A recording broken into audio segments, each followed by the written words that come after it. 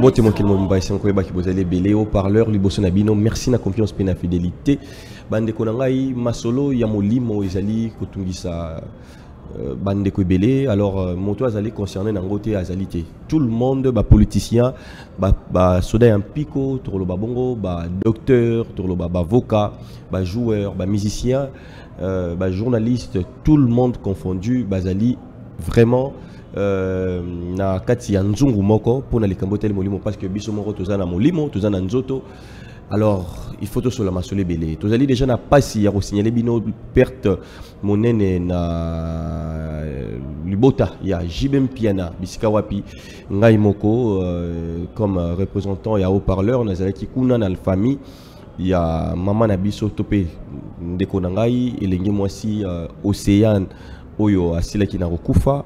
Alors depuis qu'on est comme lié na mikili ya poto alors bon mon accueil au parleur bilili boza ko mona wana tozaki wana bien que famille zaki vraiment collé là bisika ya côté ya maman na ye wazali servante de Dieu ndenge bandeko balobaka mais tozonga na pe na ba vivre na ba détail na numéro ezali ko ya mais awa pour comprendre un peu c'est parce qu'il y a eu plusieurs questions sur Batmalingi papa Mukendi to comprendre un peu qu'est-ce qui arrive boye depuis Nebandi Baliwa beaucoup plus na orchestre wana alors boye que misusu na bangonga oyo motosora yebani akomara rozala jige na mambu ebele alors les loto yembeli bino ba spirituel où on va en parler to remettre un peu ko solo la marambo nyoso ba rumeur ozali ko circuler voire même ba journaliste misusu o ba kolo ba ki comme ba prophète de malheur déjà et là to remettre un peu ko creuser surtout que tu es papa Jibem Piana bisika wa piazami tozali ko présenter ba condoléances et l'on a les bota mobimba nous allons en parler ici to kosuka wana te to lobela likambo susu ya ba mpungu tout ça parce que ba question bande kebele ya kimpungu ezali nini esalaka nini mabe pe malamu na yango nous allons encore parler sur le femme ba maman na biso parce que ba zo comprendre biso que ba maman bazali ba mpungu to retourner ba question ah ouais et belé na makambo oyeli biso to kosola yango ah alors tozali na guide Shekina une fois de plus par rapport il y a demande il y a ba téléspectateurs belé mbote na yo paix amour lumière papa journaliste Mukendi. Voilà, et c'est un koyamba ou lisusu, to yambi o mingi pona c'est une demande à bandeko na Otsikoloba. Déjà bandeko ba biozali guide o mekampe ko orienté batu, mais qu'est-ce qui se passe ça la raso muto ayebani muto mbongo ebele et comment on était akufela lisusu te. Ceux qui akufeli kaka, il y a beaucoup de préjugés. Torolobanini est-ce que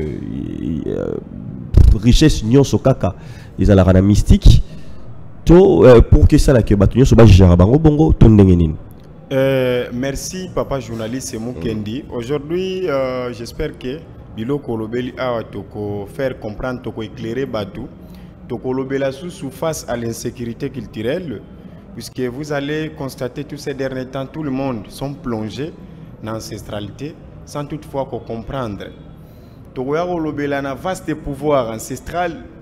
Oh, il y a des gens qui se posent des questions. Est-ce que on est obligé, il y a quoi prendre yango ou comment? Mais tu peux insister que tu es obligé, il y a quoi prendre yango avant que tu koye ko la makambo mususu. Il y a ba voisin, tu es obligé, il y a quoi prendre dans ce qui nous appartient nous pour la sécurité na biso. Peut être aux musulmans, ayamistes, etc. Na ba secte quelconque. Il est important et à quoi prendre nous ce qui nous appartient, c'est notre ancestralité. Et on a tout attendu en Afrique. Nzambe apesaki biso batuna mabele na bango. Biso ya biso sécurité, c'est d'être en contact avec nos génies, nos entités, ainsi que bakulu to bancêtre na biso oyo bayaki les devant na biso avant que toya na ba famille otobotami. Alors Narozo répondre à la question opposée à Awa. Bon, critique et y a souvent na muto azo clairé, aza comme étoile, vous savez. Mais critique, c'est que l'on critique. Et ça souvent au mokili, ils ont constaté. Bien sûr que constat n'est pas un jugement. Physiquement, bakoki ko juger likambo. Mais base, où est détecté un grand problème, ezalaka, il faut qu'on les cas na consultation spirituelle. Alors, insécurité ezoya na batu o baza béni depuis nos ancêtres, depuis ba source o ebimisi bango source de provenance na bango ya familiale, ba bimi lokola ba étoile les oreignes. Ignorance nde ezo ancré bango na kate ba mabulu. Vous comprenez? Tant que les choses au bois ka ba Souria bazali ba maître o bazana katia toko dévoiler tout est na kate ba yam vali ba o ba pratika ba Souria ba aura ba etc. baza ba maître ba niveau par niveau. Il faut qu'on comprenne tout le bas qui bien que il y a yo moko ezali base. Et aujourd'hui yeba que tant o bazolinga affrontement o basala kana ba monde o bazo naviguer nango parfois ya musique donc ezalaka na ba affrontement muto azo attaquer yo soki amoni yo que spirituellement oza vraiment ya kotonda bako banoko projeter o ba éclair moko négativité pour être déstabiliser yo comme ça bazwa ndenge ya ko récupérer yo. Ce qui se passe actuellement chez notre musicien légende Papa Jean Bedel, c'est un peu triste mais toujours tala yango na miso molimo. Il faut supporter yango pour fortifier le présent nae pe pour couper sa force et lumière grave na futur o ezoye la liboso. Vous comprenez? Est-ce que ça n'a pas fait ça là? Oui. Atika kolanda ke fois à la makasi na mabondeli. Mabondeli chez nous en Afrique, tant de gens sentir que insécurité, tout déséquilibre spirituellement, o ezomeka ko entamer physiquement, il faut qu'on se défendre. Comment est-ce qu'on peut se défendre? L'autre fois, dans le qui a aussi quelqu'un où il se sentir comme si il y a un ça ne va pas. Azali obligé à puiser dans les ressources culturelles pour avoir une solution. Tu à comprendre parce qu'il y a des choses où il comme il le phénomène. Or, où il y a phénomène, c'est difficile à décortiquer. Mais ce qui est na source nous sommes des gardiens. Oh, les autres détenir, ils ont bisoté. Ça nous appartient. Yo ngai naie, ça nous appartient. Alors pendant que tu as maté la yango, tu as ignoré yango, autant de problèmes où est la biso. Si tu parles de l'autre côté, na voile okozala toujours torturé et pour vivre qu'un esclavagisme. J'espère que c'est ça. L'erreur, la conséquence corrige mieux que des conseils. Mutu oya kufeli, bajijaka ete to mutu akoeli na mbeba. Plutôt attirer les sons dans le makambo azomona. Est-ce que c'est normal? Oui, c'est normal parce que tu as battu. Mais pourquoi couper ça en autant? Combien de bateaux au bakeisco et comme caché moko boye? Que yo osa responsable à Nyostuana. Alors il faut que une fois aux sportifs connus, aux alliés peut être joueur, comédien, si c'est nan, il est important qu'aux la charger spirituellement. Ceux qui ont temps liberté, vous devrez engager des guides ou des traitants pour la sécurité étant donné tous les bateaux qui nous donc c'est un peu ça, papa journaliste Mukendi. Bon voilà, là tu as un peu naboyebi, mais tu comprends d'abord. Musique pour album par exemple les bêta, il faut sacrifice humain ou pas?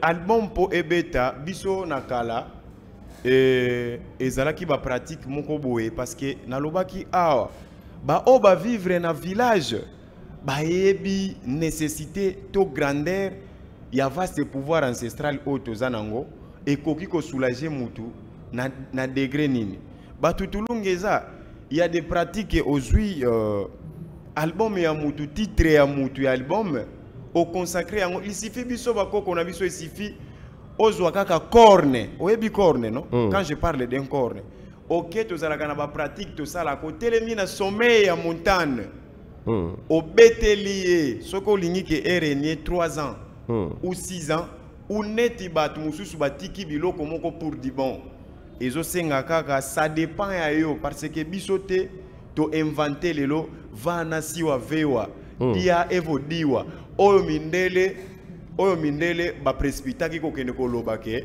donner pour recevoir ba koko na biso déjà ba yebaki mutu tango mwana muke tango azokene ko poser question na mukolo moko boye azalaki déjà na ba stratégie ya koyeba koko wana nini yango asepelaka nango mbo asepela komela tabak na osombele babuli ya tabac na kokende nango na epa na ye comme ça fungula mutema aloba nanga ba secret koko wana amelaka ntsamba tika na mema kisangala ya ntsamba pona fungolela nga koko na ketala ye nazoke poser ka tika na somba liputa to na sombele veste oyo po afungula mutema ezalaki déjà loi ya kofuta pona ozwa lisungi. Mais aujourd'hui ignorance c'est comme il faut rappeler batuke boko kona biso.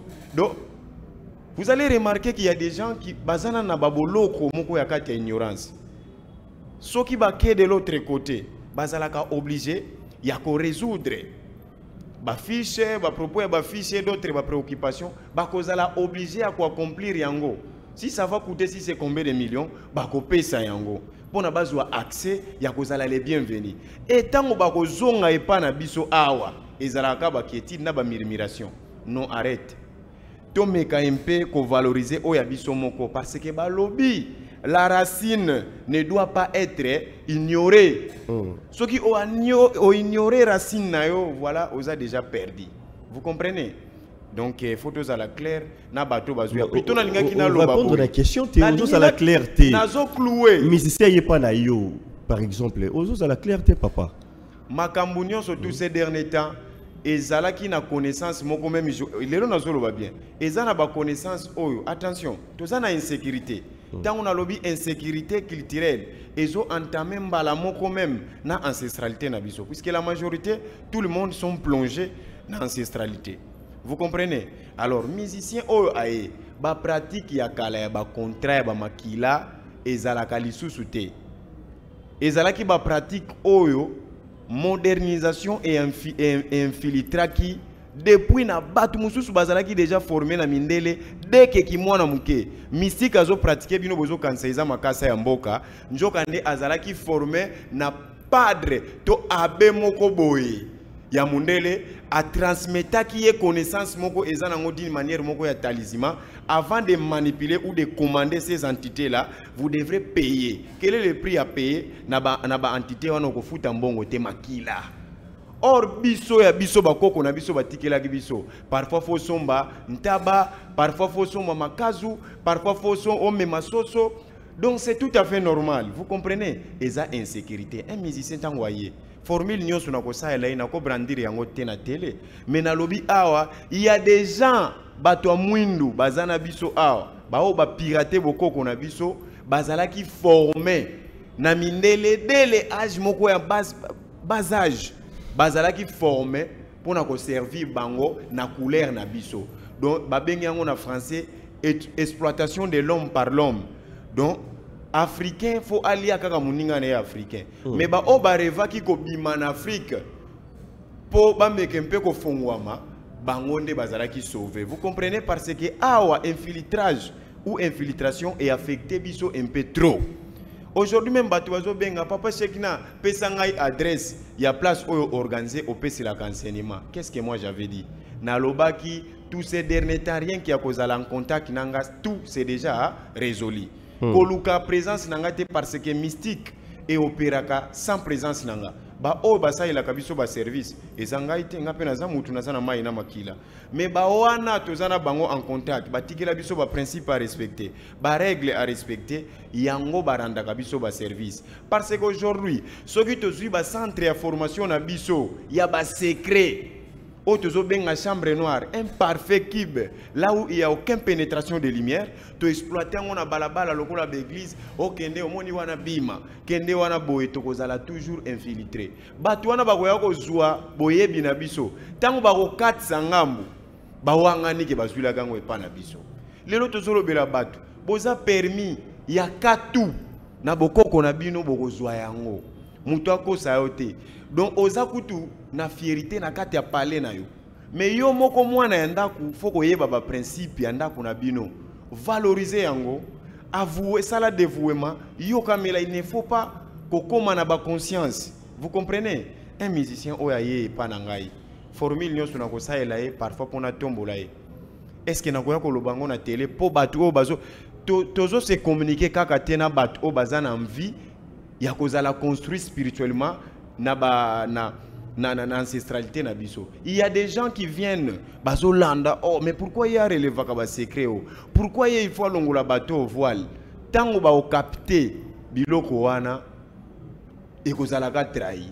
Donc que ça soit aux sportifs, joueurs, aux ali nani boxeurs, si c'est comme là, portes ouvertes, boko vivre na kati ya palais na bino. Que ce soit Toloba qui les apprenait vite, c'est lutte contre la pauvreté, na ba modèle tout ko rendre batu ba service aussitôt ou d'une manière moko ya tic-tac. Mais ceux qui vont venir pour na kozwa ba enseignement, tant que les gens ont un contact nanga, il suffit de respecter ba règlement, to ba loi, afin que ba ko déployer lumière spirituelle na yo pour comprendre aux ali nani nini oya ko sala oza capable ko sala nini na mokili. Donc c'est comme ça. Voilà, alors là, tu comprends bientôt que est-ce qu'on a point le Cambo Italie, Mpungu ezali nini. Bon, papa journaliste Mukendi, et l'autre to sepelaka nango ezabu professionnalisme. Ya kolinga ko kota oyo au lieu que tu poses la question mususu ezo mérité te, eza nécessaire te pona bato tozo enseigner. Plutôt c'est bien. Aujourd'hui, tout le monde banzamba bapaya babengi etala bakombo ebele Maranatha, Oshua Masiya, boye boye.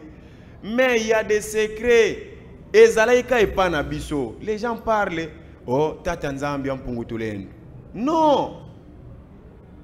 Mfumu wamba wa mpungu tulendo elingelo banini mpungu ezali siège ya puissance. Vous comprenez? Il y a des enfants qui sont des mpungu. Aujourd'hui balobaka oh non, biso chef de famille na biso yewana. Mais azam mpungu. Yé asangi sibino soki bozana problème voix na ye yango de justice na kati libota. Vous comprenez? Mpungu ezali siège ya puissance. Quand on parle de mpungu, wamba wa mpungu tulendo, mfumu wamba wa mpungu tulendo, les très hauts siège de la puissance. Nteki la muna bakulube tu biso na bokoko na biso babanda kolobaka soki bazoloba fumu wamba wa mpungu tulendo mbunzi ya ngoma mbunzi ngoma elingela kisake éclairage na ye ezana kombo te to kopesa yango mundela kimi rapide ake enseigner bango notre père qui est au ciel nani kombo na ye ba imitaki epa na biso sikona ba papa oyo babosani misala ba mami nkali basalaki babosani ba misala ba papa lumeka ngunza basalaki babosani ba misala oyo il faut quoi prendre bateau combien de combos il faut toquer les portes ancestralité na yo vous comprenez donc mpungu ezali na bateau lelo toboti bazali ba mpungu vous comprenez eza même na mwasi ozomona ko négliger te soko za na mwasi wana lumière moko boye eingela kayo azali mpungu azali siège ya puissance moko boye et puis za na pouvoir c'est quoi eza capacité parce que tant que tolobi lulendo et bimisi terme moko lenda de capacité en français il y a des femmes aujourd'hui ba femmes capables ce sont des mpungu il suffit ba sokola e makila na ya molimo. C'est enfin que Akoko m'a permis d'accomplir mission na ye. Il y a des mpungu aujourd'hui, batu bazo evre nango. Sous imagination, bakotele yango na lien ya sacrifice. Or ye moko makambo yango ezalaki à l'intérieur na ye. Vous comprenez? Donc lumière moko ezalaki à l'intérieur na ye eza mpungu. Aleba initié de l'autre côté tango ye akeko sadere kuna. Basai lokola ko fongola ka lumière ngo me bazwa ka ba sacrifice. Mais tout le monde a mingi moi beke ko moko boyeto pe mo nzungu moko boyeto e konso bazo benga ngo mpungu. Nzungu mbumba. Nzungu mbumba ezali nzungu ya secret o bakenda opesa ba doléance. To pesa ngo pe na mutu nyonso o alingi ba préparer nzungu mbumba eza na ngo na kati ya ba chambre. Ndengeni nzungu o to bandoyo ko na bakala ba chaka na sambeto. Oui, yango wana nsotozana kalebasi mfungu. Pour nous plaider ba problème non moko boy to ko consacrer Kalebas wana Kalebas ezalaka universel parce que ils ont représenté un peu secret moko ya Afrique. Vous comprenez? Mais biso siko tozana njungu mbumba wana ezape pungu parce que soki olingi obengaka koko na yo il y a des secrets les gens ne comprennent pas. Il faut te consacrer nzungu wana na même identité ya koko na yo na kosalaka apparition na ko fongola lié moko boye ya rencontre bino na ye akozana na posate otiela ga eloso mais okozana biloko oyo il faut ba orienter yo obanda kotiela ga ye vous allez sentir que au PC doléance aux Zubian. Et ça permis na muto azana esprit, pena maîtrise yako gérer eloko wana. Mais biso to sala kana biso. Ezali mpungu metobenga yango njungu mbumba.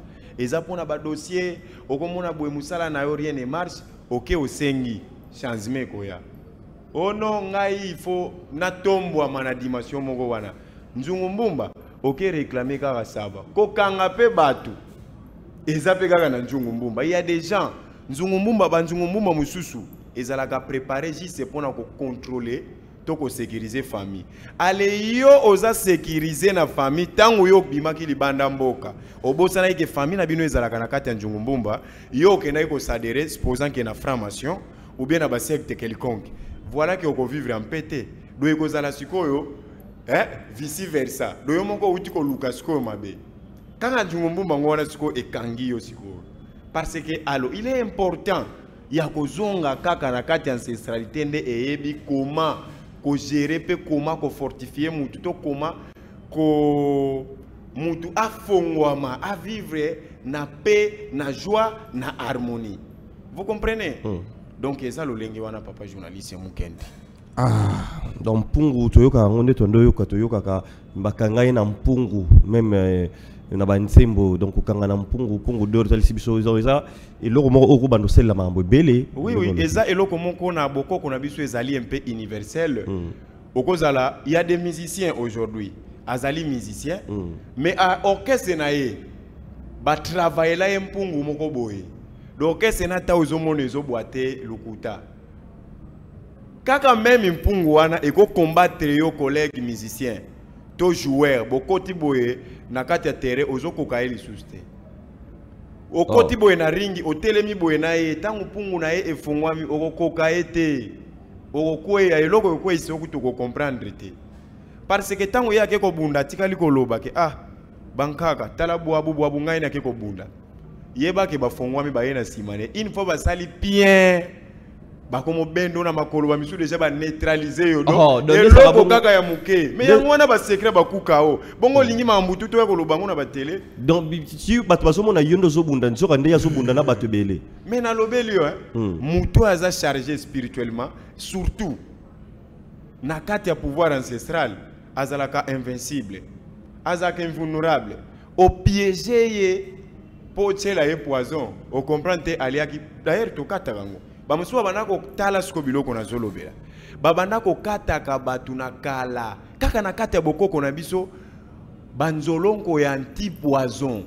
Or siko mabele nini babandako sala mabele ya Tibet. Or chez nous il faut que tchamutu ba os ba mikuwa parce que aujourd'hui mikuwa na biso ba poso ya banyama na biso erandaka biso service ezana mai moko ezalaka na kati ya zamba na njete. Atato komine langa vous allez sentir que moi trou moko njete moko ezana trou na kati ya zamba mai moko etikala même to komine langa mai wane ka kakate eza parmi babiloko oyo même wapo zana mokili ononga ndenge na zabo vraiment makambo ya kokangama papa soki bazwi mai wana bazwi na kelekele bilwazu mususu ba mélanger yango lukuta na yo okofungwama. Oh, mais moi je te dis beaucoup koyeba na lobaki racine ekozala négligé to ignorer te ezali devoir pour l'avenir moko meilleur to vivre na prospecter na ba abondance. Vous comprenez? Soki oye nyons tout okokate ko décortiquango na espace to zwaka émission. C'est juste que batu ba comprendre ka ba point on y attaque. On ne peut pas tout dévoiler. Vous comprenez? On garde méthodologie face à l'insécurité. Insécurité, biso na biso ba Congo, ba o baza couronné na pouvoir ancestral. Est-ce que to bosani na biso valeur? Ya dikanda, biso to lobaka dikanda yango. Tozana 5 misapi. 5 misapi oyo. Soki mutu ayebi nécessité. Ya kati ya biso nyonso ba congolais ndenge tozali awa mais toza sécuriser to envelopper na 5 misapi oh total bien misapi oh. Est-ce que misapi nyonso eza na limite moko? Vous allez sentir que oyo aleki na mulai oyo aleki na mulai oyo nde aza munene me aleki mukuse peut-être à cause de la même lignée na ba oyo. Ça dit que nous sommes des guides, des orientateurs, des petits o bazo s'accaparer na musala pona ko diminuer valeur et ancestralité ba cause la pini. Vous comprenez? Et comme memana batu na ba image moko, il y a comparaison avec un individu qui ne connaît pas la spiritualité. Vous comprenez? Alors, donc vous êtes conscient que Batumsu Baza ko fingisa beaucoup kolelo. Mais oui, pourquoi tu as la conscience? Moi, na batu ebele ba réclamation papa Shekina boyebo. Papa, l'impossible n'existe pas na boko konabiso. Ya makasi eza lokola tanazolo belo talakaka ezana makasa musu tozana ngona bazamba ezo jouer rôle koleka full koleka ba savant o lelo bazo sala. Il y a des omoni lelo batu baza voilé de toile d'araignée bati yango siko visible et voilà kaka batu et là ti batu tinati batu ba fongwa mate. Vous comprenez?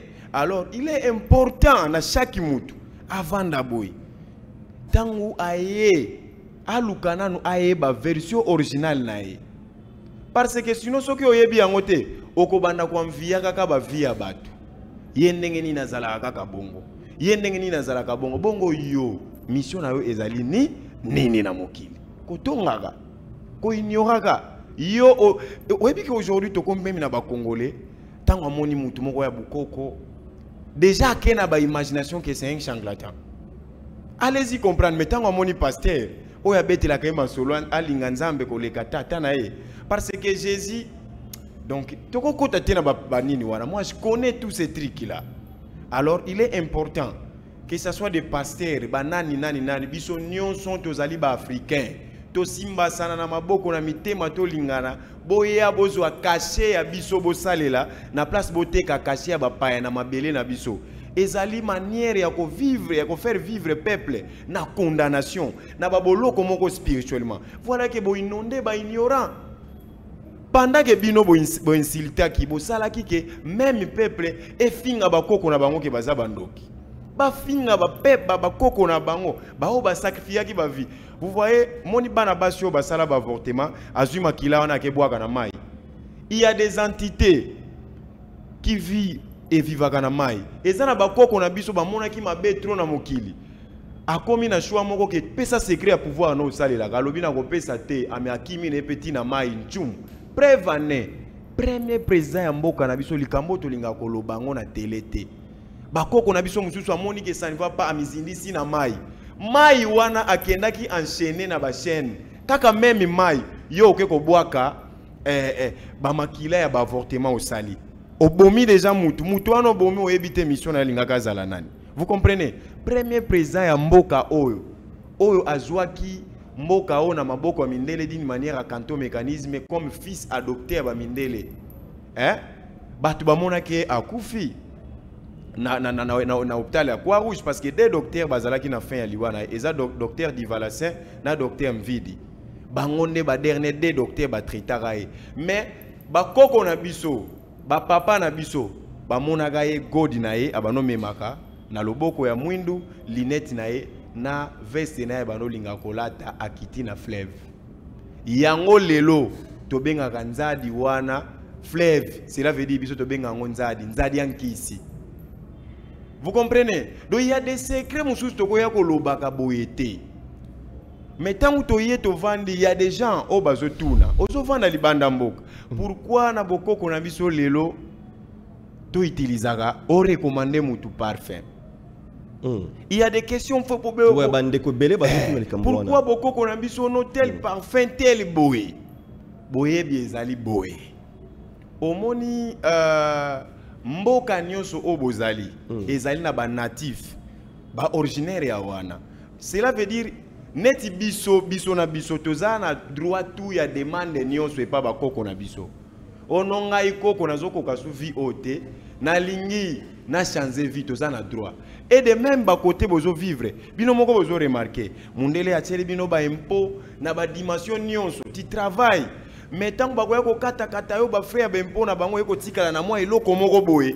oyo servir yo te osala mambo moko oyo ya progrès ezali kanai parce que oyo jouir nango wana il faut futaka mpaku nango ozo comprendre il faut futaka ba impo nango bakoko na biso ebele na kala tango tant ya colonisation ezalaki ya bon no mona bakoko musu bakangi bango ba photo net bakangi bango ba chaîne musu na si na kingo boy ezalaki soki ofuti mpaku ya assurance ya nzoto no te faut bakanga yo bongo. Vous comprenez? Donc même kuna bazo vivre bongo alo boy tango ye na dossier yeba que même biso tango to pelisi biloazu awa to bandi ko sala service donc kuna il faut to sala négociation ya ba entité to ya ba génie titulaire o bazo sécuriser mboka wana ozali tokotala nini balingaka en dehors de ça ba mboka wana Isabelle est bien sécurisé na cohorte des anges eza ensemble alors ba parfum oyo ezalaka manière ya ko flatter bango parce que eza ya bango ezalaka manière ya ko flatter ba entité ya kuna ba pesa biso accès to intervenir na mutu na biso aza kuna. Vous comprenez? Ezalaka nango te ke bokoko na biso ebebi non. D'ailleurs na yaki na exemplaire moko awa ya Aoucha Arabia yango oyo mutu mususu pourquoi boiti eza nécessaire tala mundele eloko akomi awa akomi na parfum na e awa le parfum le plus puissant du monde bato baza na Asie baza partout d'autant aux en Europe ou aux en États-Unis eza na importance ya ko utiliser ba biloko oyo pona ko flatter bantité na okuna eloko moko esangisaka biso ezaka bitabe bitabe ezalaka nango universel soko yambisi bango yango o flatter bango makazo eza privé pona biso. Vous comprenez? Alors de même temps mutu aza kuna pratique wana zo sala base fo ezala biloko na biso mais ezala mélange na biloko na bango po oyo zo sala wana esimba po mabele wana ozali ezana batu ezana ba entité bazalaki sacrifier pour na kimia ya wana pe ezana bas esprit o ezo sécuriser chaque région ozali ezana ba génie titulaire ceux qui ba contrôler loko ozo sala pe ba monike o sengi na nous permission te ba ko bloquer yango zo mona ngai banda ko sala ba makambo bukoko na mona kana nga résultat te na sambela on dirait que ba koko ngo ba yoka ngati non il est important ya ko prendre ngo calmement cause la précédé. Vous comprenez? Donc c'est comme ça. Voilà, toujours qui est malem mais pour nous comment nasuka ya motuna na biso bande ko belé baza ko benga biso bazo réagir et on a compris que ba famille belé ba na ba kodia na be miso to sali to moni que ba famille et belé baza na ba kodia mais ba hunya so ba sundola yango guide Shekina. Oui ba question balobaki que papa moko une émission na yo et fortifier biso un peu ne loko na biso.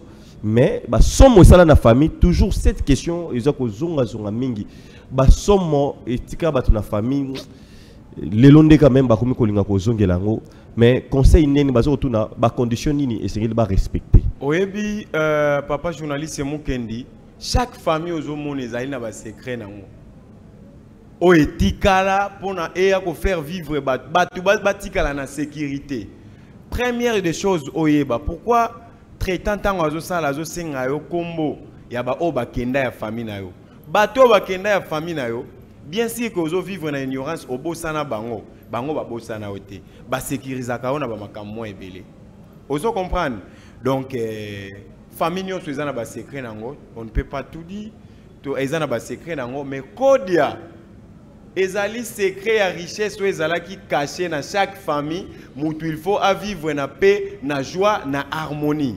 Mais sauf que insécurité et infiltration oyo eyaki ko sinese batu ba pacte pona ko sunga bango ya ba pratique ya ba voisin et infiltra ki bokoko na biso ono obandina mutu oikomisko oya ko senga yeba makila o senga yeba makila par rapport quoi ye aluwa ki yo guide yo zali mutu ya molimo sunga ngai na tel cas mbo yo yebisaka kaka ba ingrédients oyo ko saila pourquoi okokende ko introduire yena ba sacrifice humain ezali mingi na yo moko mosali na ba pacte na yo okenda ko signer pona ko randaka batu ba service to ba pandu. Vous comprenez? Mais na mutu aye na demande oko kena yena ba dimension wana te ba koko na biso biloko musu batikaki et changeaki mentalité via ignorance ya mokili ya lelo. Vous comprenez? Donc il y a des gens aujourd'hui ba komaka ko compter famille na ye eza ye na bana na mwasi na ye. Eza na nu parti moko na o epesa ka ba koko kanda. Et puis eza na ba code ya mususu. Ba koko batikaki yango na évolution moko ya pas à pas. Na moi parfois il ko produire 2 fois. Hein? Soutien moko epesi bino soutien 2 fois ou 3 fois. Tango komi na mbongo ebele, oyebike mutu mbongo asala ka relation na baninga ne bato mbongo. Kuna sko ozoke zwa orientation ya sika ke ozomona. Tala, tika ngona nu 2 mois wana ko senga bangona nu te. Comme ça soko kokisi neti boye, soko sengi ba moko ba grand montant, eza olengi wana. Et puis balini saka ngona tel eloko. Or kande ba pesi yo orientation et ko renverser chemin au batike la kiyo. Au lieu de respecter des principes, yo ozo bêtiser. Alors biso toza wana pona ko lamusa biloko wana ko longola yango na ba sens ya mabe, ko tia yango na ba norme et rendre batu ba service dans l'immédiat. Mais mutu tango ye ko louer guide tongai traitant, il faut ko zala na makoki parce que loko wana tango yo pesi yango mu Congo. Au lieu et ça là est bloqué. Donc ceux qui vont fongoli yango, il faut mériter d'onions tuana. Donc il est important qu'on calme yango et yo kamela yo calmement azongela lisusu te ba infraction oyo bosani la kiye. Même yo mutu vanda na journée mobimba vraiment otie lo côté na libumu. Et pour mutu moko aye atindiki yo mbala moko. Okoza na équilibre to na déséquilibre. Donc biloko wana titozo sala ngwa pam batu bake bazui mikolo bakomi ko sepela ba construire. Bamsusu bazo promettre ko tongela guide, bon pas de problème tokolo mamakambu susu te.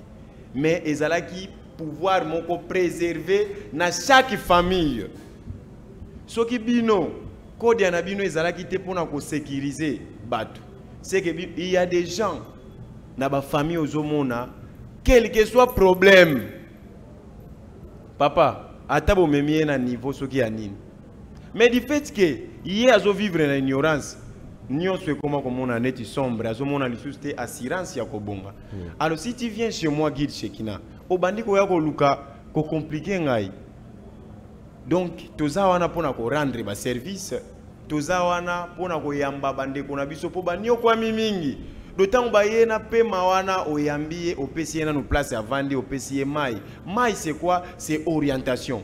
Au faire comprendre ye o yazo sala aye ba comment ce qui évolue pendant que kokate ko décortiquer tout na télé.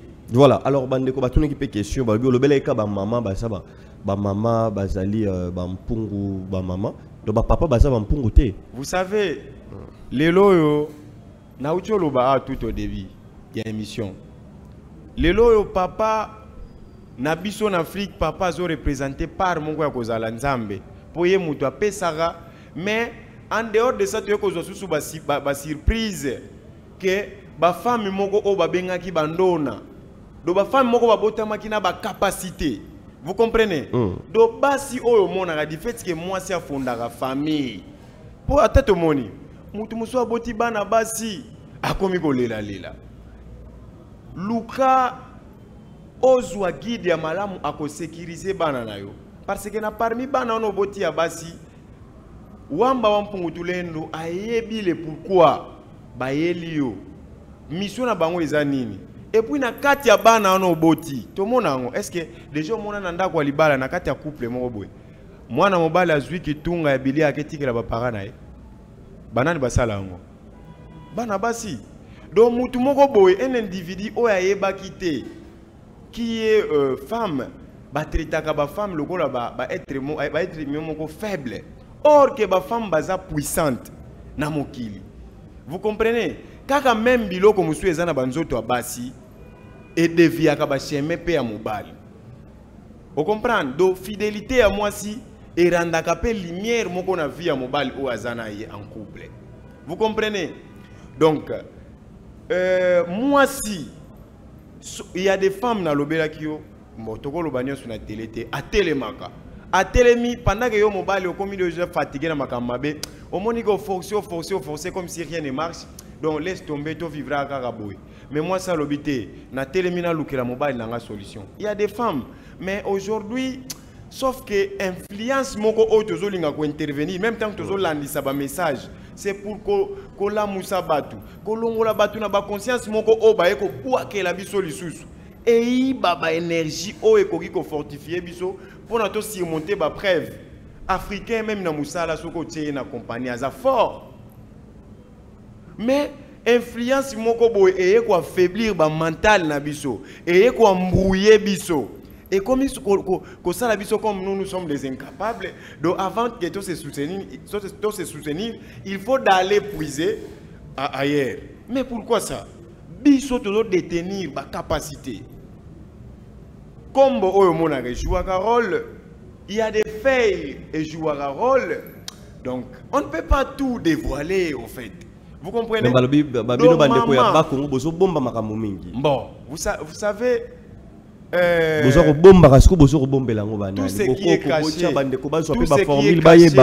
ce qui est caché est sacré. Et tout ce qui est dévoilé est sacré.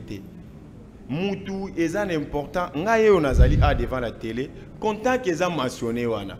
Mais ce qu'on coûte en privé, bako apprendre yo, bako la muselo ba chose cachée oyo yebité. Vous comprenez? Il y a des choses où les kanaba vie à battre. Que ce soit sur le plan il y a prospérité, il y a bonheur, conseil ni tango vandina banana yo. Il faut oye bisara bango. Figure na bango faut fixer kango na likambo nini. Il est important faut ba yeba. Et puis il y a beaucoup de choses chez nous, africains, bonheur na biso premièrement base. Vous voyez que il y a des mamans qui bénissent ses enfants. Hein, maman moko benira ka banana yi. Maman pona okoma na dimension ya kolobela mwana liloba ezui esengaka otambola na bupirete moko boye. Vous comprenez? Luka ozala instruit sur les plans et coutumes ancestrales ba ko apprendre yo ba respect ya ba principe autobengaka mineur na ba principe moko o eza un peu majeur puisque ba principe o eza nango mineur sont subjectifs et facultatifs. Hein, mutako kokine pe ko hein ko bebisa retour et vraiment temakasi retour na sens nini. Il y a des gens ba comme une dimension ya ko insulter beaucoup qu'on a biso. Tu peux imaginer mutu wana combien de fois kozala maudit, combien de fois kozala maudit tant déjà yo olobi ki racine na yo oyo ezo simba yo nzete ndengo telemi okata yango. Est-ce que vous résister?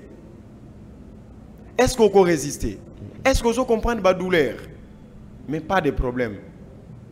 Biso tango basala ki biso ba guide, tozali capable ya ko gérer autant de comportements ya bato. Peu importe mutu ndenga azali. Plutôt bato basala ka makambo malunga na bomwana na bango bazala ki ciblé net lokola ba voyou. Soko za mwasi azala ki ciblé lokola ndumba. Aujourd'hui a fourni ba effort à kosala ba démarche ya kolande la suivi à vie na e pour afonga malelo a vivre na lumière o batu bazo envier bazo tongela e butu moi asala ki ba effort yo otikali na muto ya keinan na lobaki ya ngai te mutu na lobaki vouloir ses pouvoirs Hollandi. Donc il y a des choses les gens ne comprennent pas.